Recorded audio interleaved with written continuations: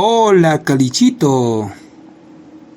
Hoy aprenderemos palabras que se deben usar en el área de comunicación, parte 6. Comunicación en quechua sureño se dice llapan willanakuy. Comenzamos. Rimaynin o rimanan, mensaje. Rimaypa kajnin, estructura de la oración. Rimaypa sunjun, núcleo de la oración. Rixichinapaj Geljasja, texto expositivo. Rixichi, explicar. Rixichinin o rixichikuinin, presentación. Rixipay, reconocer. Runa simikuna o ayllu simikuna, lenguas indígenas. Ruranapaj Geljasja, texto instructivo. Ruraj, sujeto. Rurasjamanta willay, informe.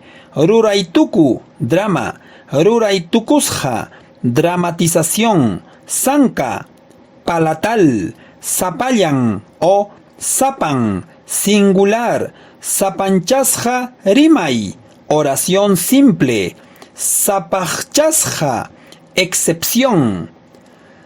Sasachay, problematizar. Simi, lengua o idioma. Simi, palabra.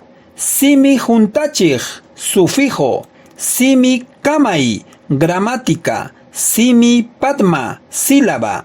Simi padmapa kajnin, estructura de la sílaba. Simi julja o simi taji, diccionario.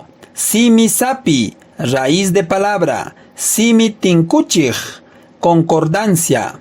Siji o chiru o tictu, dibujo o imagen. No te copio, solo practico.